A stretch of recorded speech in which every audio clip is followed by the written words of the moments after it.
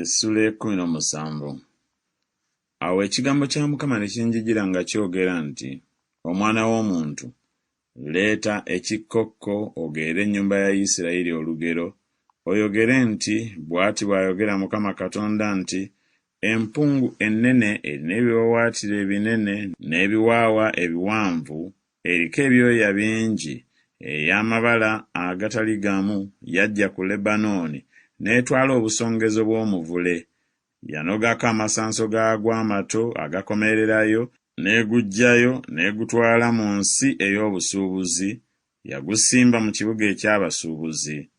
Era yatwala ne ku nsigo ey'omu nsi n'egisiga mu ttaka ggimu, yaguteeka awali amazzi amangi n'egusimba ng'omusafusafu. Ne gumera, ne guba muzabbibu ogulanda omumpimpi. Amatabi gaagwo ne gagikyukira, n'emmizi gyagwo gyali wansi waayo. Kale ne guba muzabbibu, ne gusuula amatabi, ne gumera amasanso. Era waaliwo n'empungu ennene endala eyalina ebiwawaatiro ebinene n'ebyoya bingi. Kale, laba, omuzabbibu ogwo ne gugiwetera emmizi gyagwo, ne gumera amatabi gaagwo okugenda gy'eri, okuva mu bibi mwe gwasimbibwa, egufukirire amazzi. Gwasimbibwa mu ttaka eddungi awali amazzi amangi, gusuule amatabi era gubale ebibala, gubeerenga omuzabbibu omulungi. Yogera nti, bw'ati bw'ayogera Mukama Katonda nti, guliraba omukisa, talisimbula mmizi gyagwo n'asalako ebibala byagwo guwotoke? Amalala gaagwo gonna amabisi agamera gawotoke? Newaakubadde nga tewali buyinza bungi, newaakubadde abantu bangi okugusimbula n'emmizi gyagwo? Weewaawo, laba, bwe gusimbibwa guliraba omukisa, teguliwotokera ddala. Embuyaga ez'ebuvanjuba bwe zigukoomako, guliwotokera mu bibi mwe gwakulira. Era nate ekigambo kya Mukama ne kinjijjira nga kyogera nti, gamba nno ennyumba enjeemu nti, temumanyi bigambo bino amakulu gaabyo bwe gali?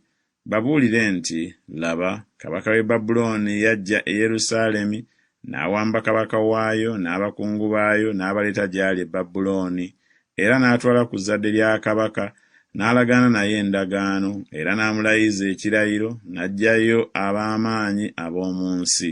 Obwakabaka bukkakkane, buleme okwegulumiza, naye bunywere olw'okukwata endagaano ye. Naye n'amujeemera ng'atuma ababaka be mu Misiri, bamuwe embalaasi n'abantu bangi.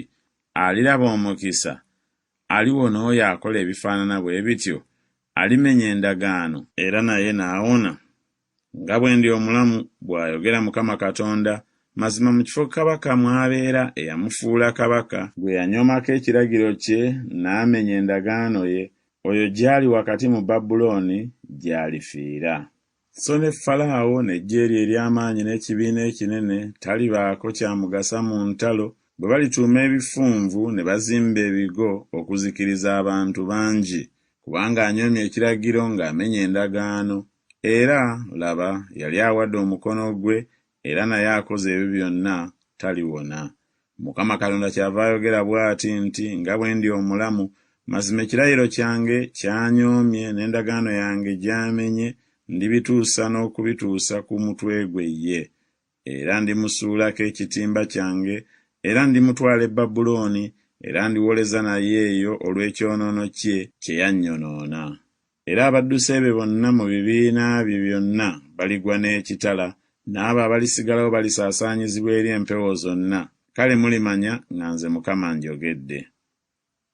Bw'ati bw'ayogera Mukama Katonda nti, era nditwala ku busongezo obwa waggulu obw'omuvule ne mbusimba. Ndinogako ku masanso gaagwo amato agakomererayo essanso erimu eggonvu, era ndirisimba ku lusozi oluwanvu olugulumivu. Ku lusozi olw'entikko ya Isirayiri kwe ndirisimba, kale lirisuula amatabi ne libala ebibala, ne guba omuvule omulungi. Era wansi waagwo wanaabeeranga ennyonyi zonna ez'ebiwawaatiro byonna, mu kisiikirize eky'amatabi gaagwo we zinaatuulanga. N'emiti gyonna egy'omu ttale girimanya nga nze Mukama nkakkanyizza omuti omuwanvu, era nga ngulumizizza omuti omumpi, era nga nkazizza omuti ogwamera, era nga njezezza omuti omukalu. Nze Mukama njogedde era nkikoze.